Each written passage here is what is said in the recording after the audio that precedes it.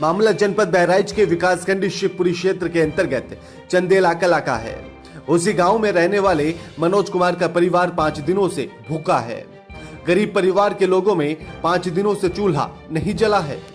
शुक्रवार को डायल 112 के माध्यम से 1-1 किलो आटा व चावल दिया गया था, जो कि एक ही समय में खत्म हो गया। अब फिर से यह परिवार भूखा रहने के लिए मजबूर है। क्या नाम है आपका और कहाँ रहते, समस्या क्या आपकी? मनोज कुमार हमारा नाम है, ग्राम सभा चंदेला कला में रहते हैं। सर हमको जो है राशन नहीं मिल रहा है।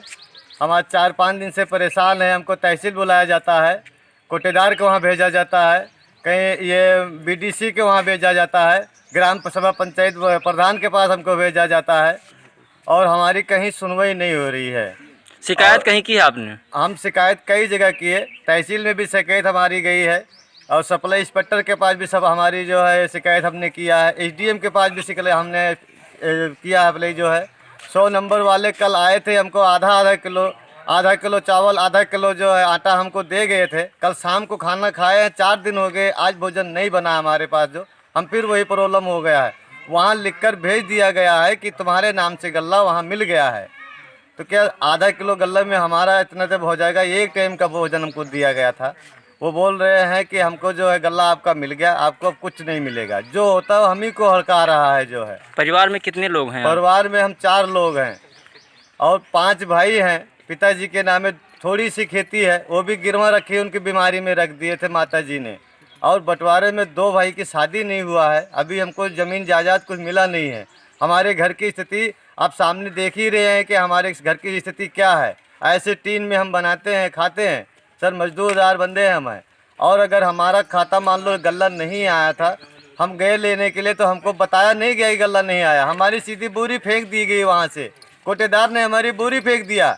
फिर हमने फ़ोन किया, तहसील दौड़ के दोपहर में गए, वहाँ हमसे 100 रुपया मांगा गया। आधार कार्ड के फ़ोटो दिए हम और अपनी जनानी के फ़ोटो लेकर गए। वो बोले जाकर गल्ला तुमको मिल जाएगा। अब आज तक 3 दिन हो गया, हम बराबर कोशिश कर रहे हैं, सबके पास फ़ोन कर रहे हैं, तो हम ही को अड़का रहा है कि तुम्हारे नाम से यहाँ गल्ला चढ़ा हुआ है। अब सर बताओ हम कहाँ जाएं इसके बारे में जो है। मनोज कुमार ने बताया है कि हमारे पास थोड़ी सी जमीन थी, जिसको पिताजी की बीमारी में माताजी ने गिरवी रखवा दिया था। बाहर जाकर जब कमाते हैं तभी हमारे घर का चूल्हा जल पाता है, लेकिन लॉकडाउन की वजह से अब कमाने भी नहीं जा पाते हैं। इस परिवार के पास गरीबी रेखा का कार्ड भी है, बावजूद शासन प्रशासन की किसी भी राहत पहुंचाने वाली योजना का लाभ इनको नहीं मिल पा रहा है।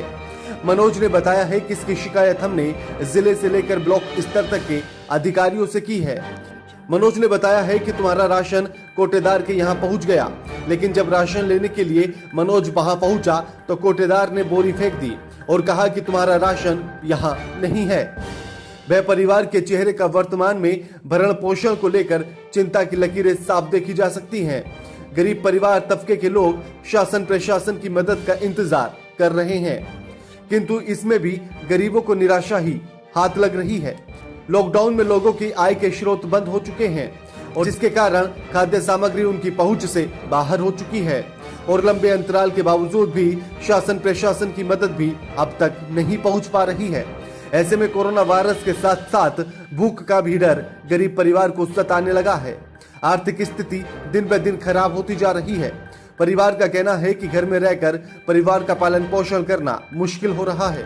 हम लोग कोरोना जैसी बीमारी से तो नहीं, लेकिन भूख से जरूर मर जाएंगे। क्या नाम है आपका? मेरा नाम अनुपम है, अनुपम शर्मा जी। आप पूर्व प्रधान रह चुके हैं और आपके गांव में एक ऐसा शख्स है जो भूख से मर रहा है, पता चला है, क्या है मामला? वो मनोज कुमार शर्मा हैं, उनके पिताजी का नाम स्वर्गीय राम नरेश शर्मा जी है। वो उनके पिताजी एक्सपायर हो गए हैं, 20-25 दिन हुआ। उसी में ये लोग बाहर रहते हैं, मजदूरी करते हैं और कमाते खाते हैं। आए हैं वहाँ से, फिर यहाँ जो पैसा था इनके पिताजी की डेथ में सारा लग गया। इनके पास कुछ है भी नहीं, वास्तविक ये गरीब हैं। इनके पिताजी के नाम 10 बीघे ज़मीन है और ये 5 भाई हैं। 5 भाई में वो ज़मीन गिरवी रख गई है पिताजी की बीमारी में। अब इनके पास कोई खाने की व्यवस्था नहीं है और प्रशासन इनका कोई सहयोग नहीं कर रहा है। लगातार ये लोग फ़ोन कर रहे हैं और कोई सुध नहीं ली जा रही है।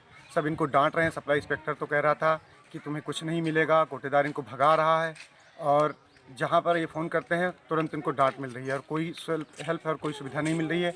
हमने कहा था कि हम हेल्प कर दें तो ये कह रहे हैं कितने दिन तक कर दोगे, हमारा जो राशन है वो हमें मिलना चाहिए, वो क्यों नहीं मिल रहा है। कम से कम हम अपना परिवार तो जीवन यापन कर सके। जब लॉकडाउन खुलेगा तो हम बाहर जा करके पैसा कमा लेंगे, बच्चों को जिला लेंगे। कोई प्रशासनिक अधिकारी या जनप्रतिनिधि यहाँ आया नहीं आया? कोई प्रशासनिक अधिकारी जनप्रतिनिधि नहीं आया। 100 नंबर वाले कल इनको 1 किलो आटा 1 किलो चावल दिलवाए थे, उसमें इनका भोजन बना था शाम को, और सुबह से फिर ये परेशान है। इन्होंने मुझे भी बुलाया था, मैंने कहा अधिकारियों से बात करिए तो बता रहे हैं कुछ नहीं सुनवाई हो रही कहीं पे कोई।